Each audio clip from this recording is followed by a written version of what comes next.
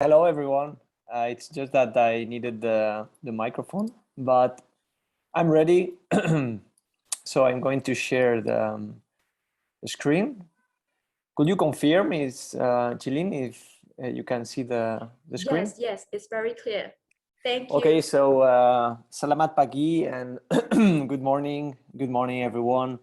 Well, I'm very happy, very excited to be with you today. It has been a very long time since I went last time to Malaysia and Singapore.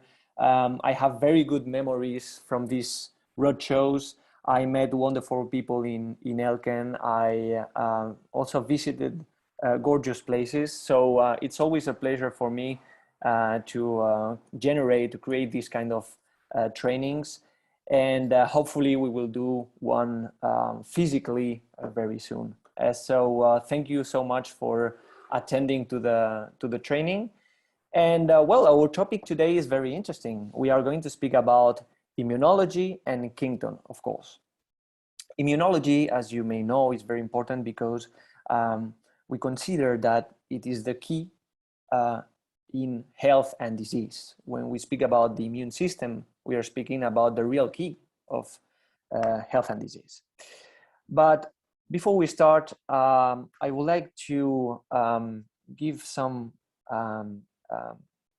let's say, or I would like you to remember a few things about KINGTON, because this is a very common question, a very current question you can receive when you are introducing someone to KINGTON for the very first time. People can ask you, what is KINGTON?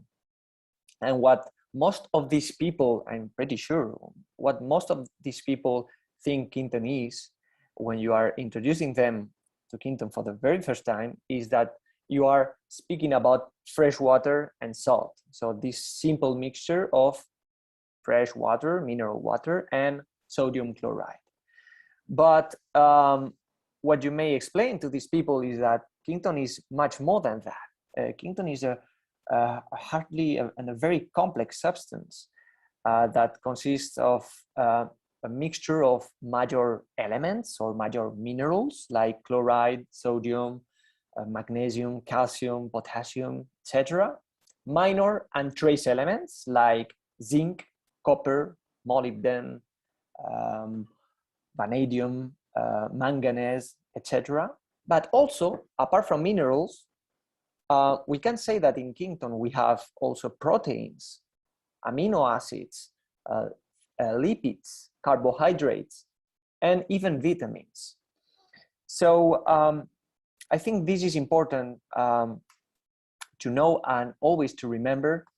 In fact, for example, let me show you this chemical analysis we realized in 2016 at the University of Alicante in a department of analytical chemistry. We did several analyses, chemical analysis of our ampoules of KINGTON ISOTONIC and KINGTON Minerale. And what we were able to determine were at least 78 different natural chemical elements or minerals. But well, as I just said, in KINGTON, in the KINGTON ampoules, we have much more than minerals. We also have organic nutrients, proteins, amino acids, carbohydrates, etc. Most importantly, we were able to determine in 2019 and 2020 several water-soluble vitamins and fat-soluble vitamins, like, for example, D-biotin, riboflavin, cyanocobalamin, that is vitamin B12, etc. And vitamin K2, that is a fat-soluble vitamin. So just to summarize what we just said, the next time someone will ask you, what are the ampoules? What is the content of KINGTON's ampoules, KINGTON ISOTONIC or KINGTON Minerale? You may answer that there are, for one side, minerals, so inorganic and, in this case, bioavailable micronutrients, major, minor, and trace elements that are naturally present in the substance. We have also macronutrients, carbohydrates, amino acids, proteins, fats, etc. Also vitamins, as we just saw. And of course, we have something that we don't know yet. We continue analyzing our substance, our KINGTON, and we are discovering in 2019, 2020, we discovered some vitamins that are very important.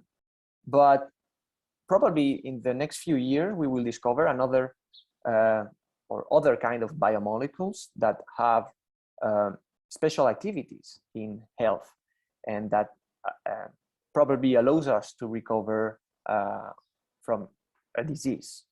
So this is the complexity of KINGTON's chemical composition.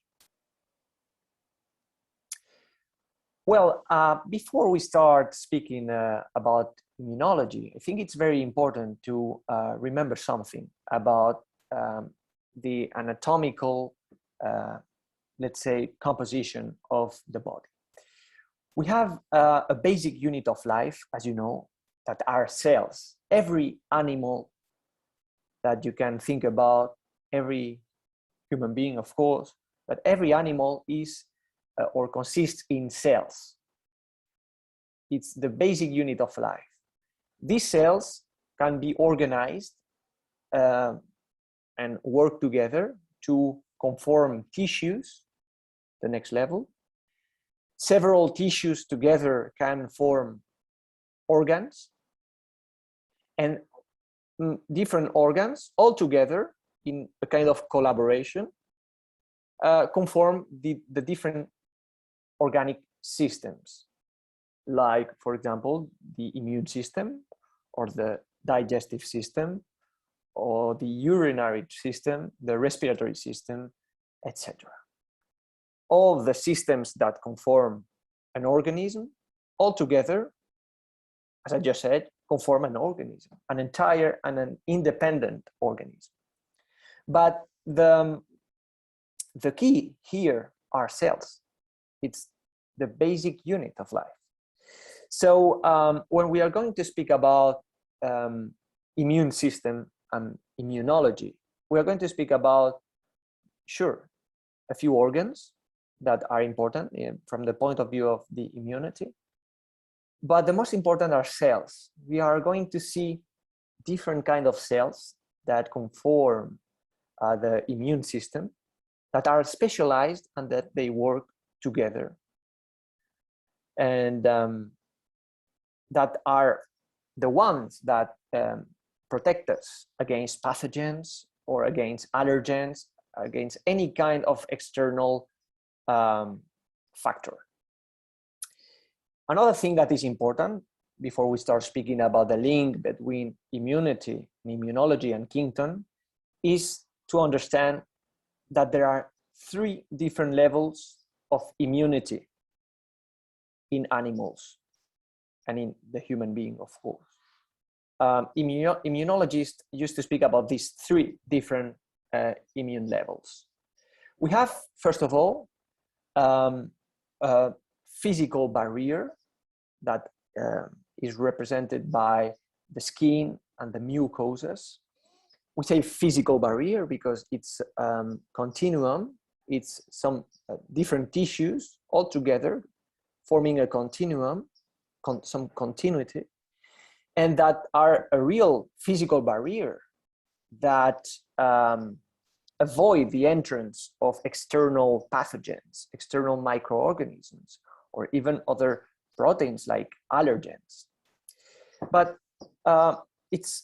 we said that it's a physical barrier, but also a chemical barrier, because in our mucosas and in our skin, we have also some molecules like lysozymes that are or that have a bactericidal activity or that can have antiviral or antifungi activity. So let's say that our first level of immunity, it's just this physical and chemical barrier. But what happens when this physical and chemical barrier is broken? Imagine a burn, or imagine an injury, a big injury, this physical barrier is broken. So the pathogens, the microorganisms, can go within the body, can enter the body, and can cause infection. They can infect our tissues. But we have another 2 levels of immunity inside our body. It's not the skin, it's not the mucosa, it's inside our body, organized by some specific cells called leukocytes, or white blood cells, or immune cells, that they are going to conform the innate immune system and the adaptive immune system. We will see it in a few minutes. But what I want you to understand in this slide is that we have 3 different levels of immunity. First of all, the physical and chemical barrier. Second, an innate immune system, and an adaptive immune system. And in this innate and adaptive immune system that is inside, as I said, inside our body, our organism, it is composed by several different kind of cell types, immune cell types, that are specialized, but that they work together. For example, we have the eosinophils that are specialized in fighting against some worms, some, for example, intestinal parasites. It's specialty. But we have also neutrophils, or lymphocytes, that have another activities. Neutrophils, for example, what they do is they are the first immune cell that goes to an area that has been infected. They are very quick, they are efficient, and they are the first that goes to this infectious or infection site. So do you remember that I told you that we have an innate and an adaptive immune system?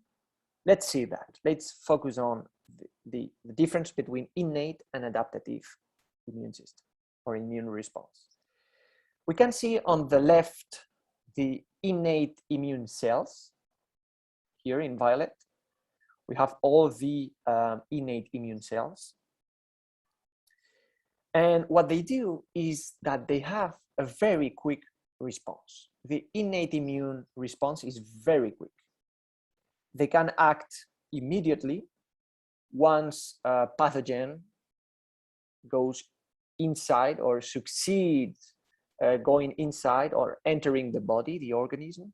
The first cells that goes to the infection are neutrophils and are the other immune cells of the innate immune system. So they are very quick, its response is very quick, but they are non-specific. They can fight against viruses, fungi, bacteria, allergens, it doesn't matter. Tumors as well, it doesn't matter. They are non-specific. But they are less effective than the cells of the adaptive immune system. We will see it in a few seconds. They also don't develop immunological memory. So this means that vaccines target aren't these cells. Okay. So let's say that it's the body's second line of protection. And we also can say that the cells of the innate immune system are like the normal police. Imagine the New York City police. They are very quick because they are always patrolling the city. And if there's a murder or if someone stole something, they are going to act. They are non-specific. They are going to act no matter the nature of the criminal act. And but they are less effective. They are not very effective. They don't have hard training. They don't have the most developed weapons, and this kind of things. It's just the normal police. But the adaptive immune system is like the SWAT. It's like the elite police. They are very late in their response, like the SWAT. The SWAT are normally isn't patrolling the city. This is the work of the normal police. But when things can go worst, it's the SWAT that enters and that starts doing its job. It's like the adaptive immune system. When the disease is very severe, when the infection hasn't been controlled by the innate immune system, it's the adaptive immune system that is going to start working. So its response is very late, but it's high specific and very effective. It's very effective like the SWAT. They have the best weapons, the hardest training, and we can say that they are the most efficient, the most effective cells of the immune system. But they work together. Innate immune system cells and adaptive immune system cells work all together. They are specialized. They have different reads, the difference in the effectiveness and the efficiency, but they work together. These adaptive immune system cells are lymphocytes, B cells, T cells or T lymphocytes, B lymphocytes, etc. And we used to say that there are the body's third line of protection. Now we are going to focus on neutrophils. Before I said that neutrophils are the first immune cells that goes to an area of infection. When a pathogen enters and succeeds going inside or crossing the first level of immunity, skin and mucosas, and goes inside the body, the first immune cell that goes and attacks this pathogen are neutrophils. They are, as you can see, cells from the innate immune system. So they are very quick, but non-specific and less effective than lymphocytes or adaptive immune system cells. So this is one of our latest research we developed at the University of Alicante with these neutrophils. Okay, this one, neutrophils. And in this video, I want to show you how a neutrophil used to work. We are seeing a neutrophil that is chasing a microorganism that in this case is a bacteria. It is following the bacteria, and after a few moments, it's going to succeed and it's going to phagocyte or to gobble. Now, it's going to gobble the bacteria, the pathogen. It can be a bacteria or it can be another kind of pathogen. But once the microorganism, the bacteria, the pathogen has been gobbled, has been phagocyted, the neutrophil that we can see on the left in this image, the neutrophil needs to eliminate it inside of himself or of itself. It's what we call the intracellular killing. Intracellular because it is inside the cell, the neutrophil, and killing because what it is going to do is to destroy this bacteria that has been chased and gobbled. You can see it here in this image. You can see in red, you have the bacteria.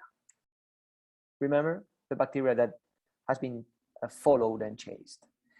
This bacteria in red is going to be gobbled by the neutrophil.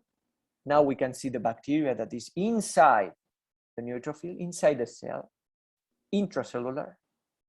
And now what's going to happen is that the neutrophil is going to use two different strategies to eliminate, to kill the bacteria that has been gobbled.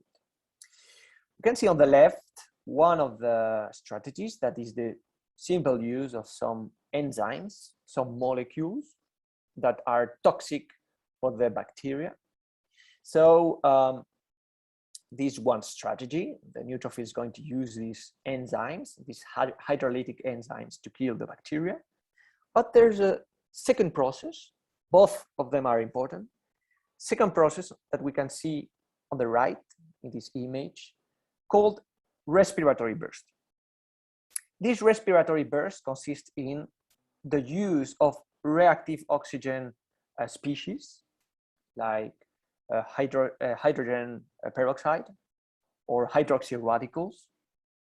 There are free radicals used by the neutrophil to kill the pathogen, the bacteria in this case. It's what we call the respiratory burst, the use of reactive oxygen species to eliminate the bacteria, the pathogen that has been global before. These two different strategies are essential. So what we discovered in 2019 was that we were able to increase this process, respiratory burst, this process of respiratory burst in neutrophils that were growing surrounded by KINGTON ISOTONIC. So it's another proof of the potential immunomodulatory effect of KINGTON ampoules. This research was developed in vitro conditions. It's an in vitro experiment, but it's very interesting. But because if we were able to increase this process of respiratory burst, it means that we could improve and increase the bactericidal activity of neutrophils. As I said, neutrophils needs to gobble the bacteria, the pathogens, but needs to kill them inside of itself or themselves in the process called intracellular killing. And one of the most important strategies is respiratory burst. If we were able to increase the respiratory burst, we were able to increase the bactericidal activity of neutrophils. That was a very, very interesting discovery. Well, this experiment that we presented in the 5th European Congress of Immunology in 2018 was developed with neutrophils from healthy donors. The next year, in 2019, we presented another experiment in a National Congress of Immunology here in Spain. And we showed how this effect of KINGTON isotonic in human neutrophils was also present in not only in healthy donors neutrophils, but also in neutrophils from patients suffering from psoriatic arthritis, that is an autoimmune disease. And this was also very interesting because we never know if something works in healthy donors or in healthy population. Maybe it doesn't work in people suffering from a disease. So this was very important to know that this effect of KINGTON isotonic in neutrophils was observed in healthy population, but also in people with autoimmune diseases. So apart from neutrophils, remember, the neutrophils, part of the innate immune system cells, we also developed years before, in 2008, 2009, 2010, 2011. So before, in our first experiments, we worked with other immune cell types, the macrophages and the lymphocytes. Macrophages that are immune cells from the innate immune system, and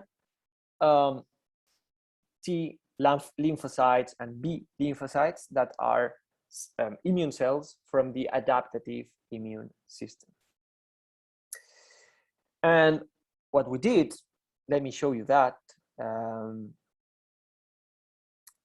What we did was to we extracted blood from healthy donors, and we isolated these two different cell types, lymphocytes and monocytes, and we did cell culturing in 3 different cell culture medias. On the left, we have RPMI. In the middle, we have a conventional saline solution. And on the right, we have the cell culturing of these lymphocytes and monocytes in KINGTON isotonic. You can see below this image, the major image, you can see the different cell culture medias. So RPMI is just this simple culture media, very used in the laboratories of molecular biology, bioengineering, etc. The substance that is in the middle is a conventional isotonic saline solution that is very used in hospitals. And on the left, we have the KINGTON isotonic. So let's go little by little, because this experiment is a little bit hard to understand. So remember, lymphocytes and monocytes that were isolated from healthy donors in 3 different cell culture medias.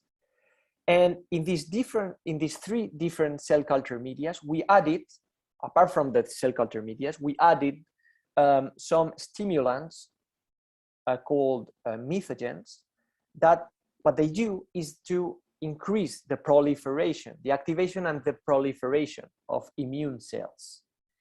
We can see them written in blue. We have PHA, PMA, etc. These are methogen or stimulants. We didn't add stimulants in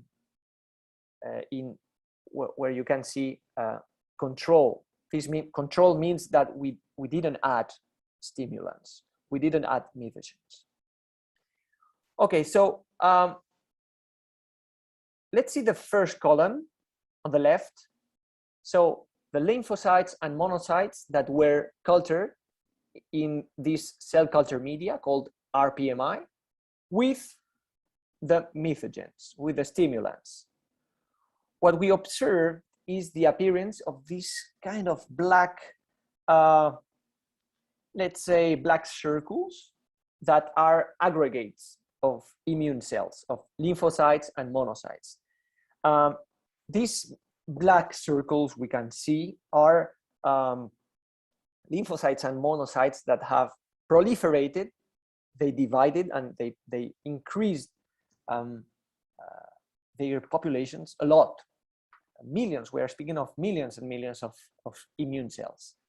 This means the appearance of these aggregates means that RPMI, the cell culture media, was able to maintain alive lymphocytes and monocytes, and was able to activate and to generate the proliferation of these lymphocytes and monocytes. So the increase of the population.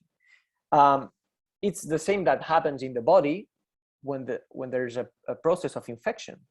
There are millions of bacteria or of fungi, viruses.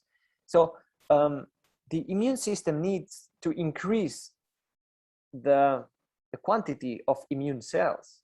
They need to multiply, to proliferate, because we are speaking, they need to fight against millions of bacteria or viruses or fungi.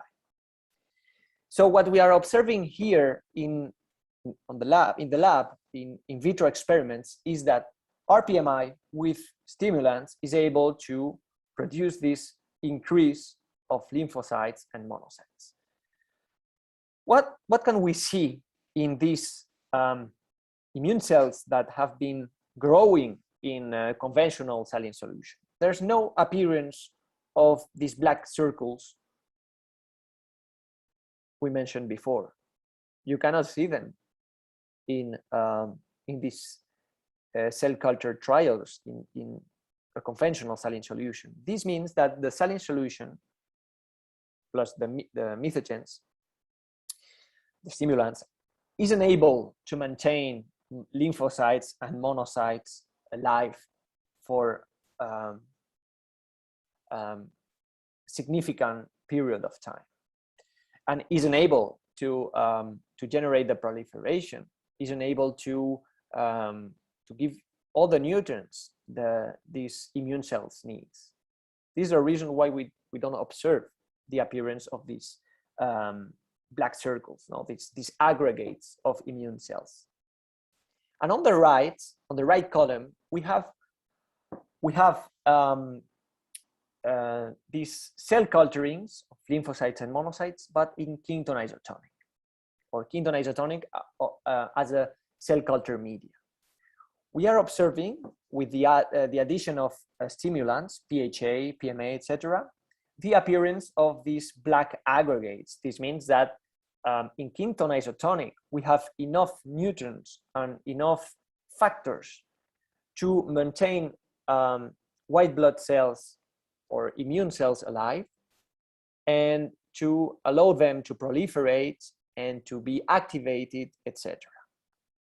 Well, this is interesting because here we are comparing. We don't have to compare RPMI and KINGTON isotonic, because RPMI is just a cell culture media.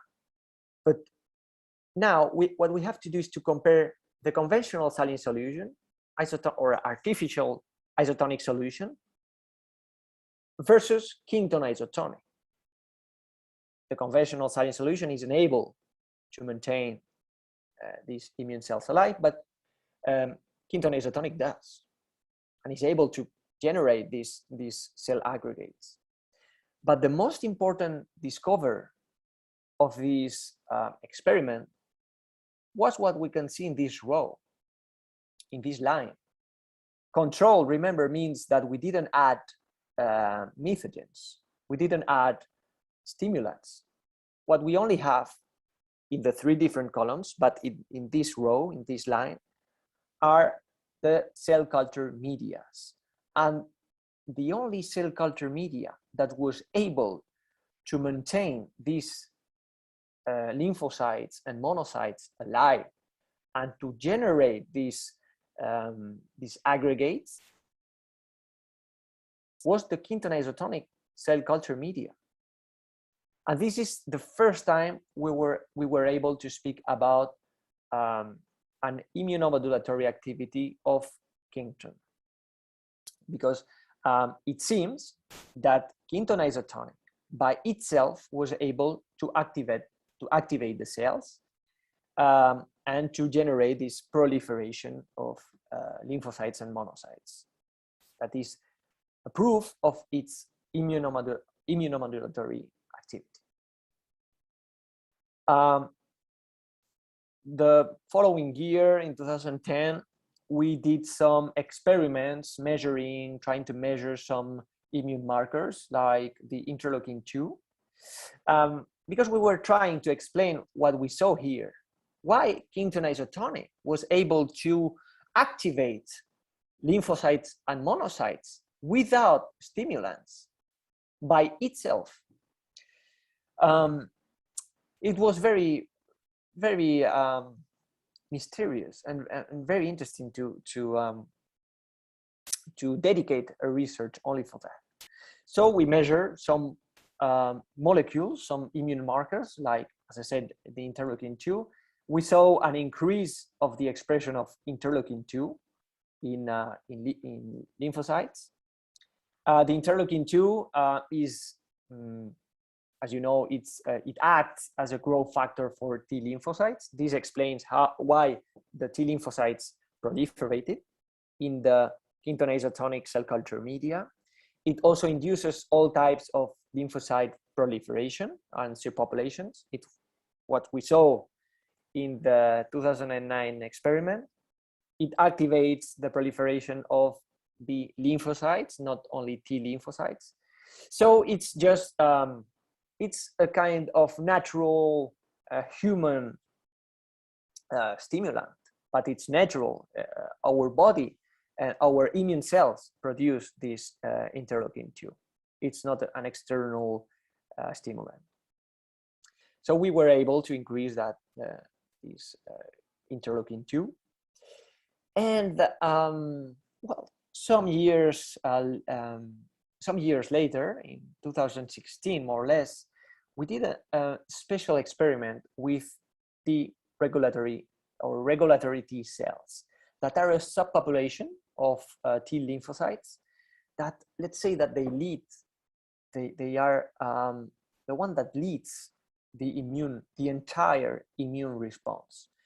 Regulatory T cells, or Treg cells, regulate or suppress the activity of other immune cells, and they are very important, for example, to control autoimmune or to prevent autoimmune diseases, because they are the one that are saying to the neutrophils, for example, or to other lymphocytes, they are saying, no, we need to act in infection processes, not against our own tissues. So they are a kind of this is why we call them regulatory T cells. They are the one that really leads the entire immune response. And what we saw in vitro experiments as well, what was that we were able to increase the percentage of this subpopulation of Treg cells. And this was very interesting in a context of preventing or managing some autoimmune diseases, but also in when we are trying to manage some infections, it could help managing the entire immune response to be more efficient. So to summarize what we just explained, we have been developing research in immunology in innate and adaptive immune system cells, lymphocytes, monocytes, neutrophils, also some mother cells. And well, this is the discoveries we did in the University of Alicante, from my point of view, can be related to the presence of some specific trace elements in KINGTON ampoules, the vitamins, other biomolecules we are trying to determine in our substance, but it's with no doubts we can say that it is due to this complexity of the chemical composition that we are able to modulate some immune activities. Well, this is something that we just saw at the beginning of the presentation. We were able to determine at least 78 different bioavailable natural chemical elements, minerals, most of them, and also some biomolecules. Our experience in research and in hospital and clinical or medical, let's say medical evidence is very hard. We have many documents, thousands of clinical cases, more than 120 years of experience in hospitals and in other clinical or medical centers, and more and more scientific research has been developed these few last years, and all this information allows us to say that the therapy with KINGTON isotonic and KINGTON minerali is very effective. Another thing we didn't mention at the beginning is that, and this is very important, well, this complexity of KINGTON ampoules is always present in our internal liquids, the extracellular fluid, what we call the internal medium. You can see it in this image. Isotonic seawater, isotonic, KINGTON isotonic, and the external fluids, not the intercellular, but the extracellular fluids, have a very similar composition. So this may be another reason why it is able to produce this kind of effects in the immune cells and other type of cells. Of course, another key factor of KINGTON is that it's a 100% natural product. We don't heat the product. We don't use radiation. We don't use processes that can, for example, electrodialysis or any process that can alter the natural composition of seawater, and the natural composition of KINGTON is avoided completely. So what we use is a double cold microfiltration. Before we finish, let's see this slide that can help us to understand the different uses of KINGTON ampoules. We have KINGTON isotonic that can be used in some specific immunological disorders, not of course as a main treatment, but it can help us to increase the efficiency of the major treatment. It can give us the trace elements, the major elements, the other nutrients our body and our immune cells need to manage these immunological disorders. These phenomena we observe with Treg cells also allows us to say that it could be interesting in some specific immunological disorders like psoriatic arthritis or any kind of arthritis. Of course, infectious diseases, because the immune system, as I said at the very beginning of the presentation, is the key in health and disease. So we can help us controlling or managing infectious diseases or preventing them, digestive disorders, and dermatological disorders. In the case of KINGTON Minerale, the difference is the difference of salinity. There are more minerals in KINGTON Minerale. It's a salinity of 3.3, and the salinity of KINGTON isotonic is 0.9. So KINGTON Minerale, we are going to use it in several metabolic diseases, also metabolic syndrome, of course. Metabolic diseases like type 2 diabetes or type 1 diabetes. Of course, electrolyte disorders, because of the content of electrolytes in KINGTON Minerale ampoules. Maintenance of bones and muscles, teeth in good conditions because of the content of magnesium and other important, calcium and other important minerals. And most importantly, the lack of energy, the chronic fatigue, psychological the maintenance of correct psychological function, etc. Of course, because of the content of some enzyme cofactors that are important in metabolic processes and that are essential in the synthesis of ATP, of energy. So thank you very much for attending to this quick training.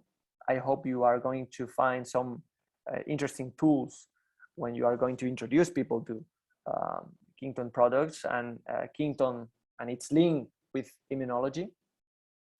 And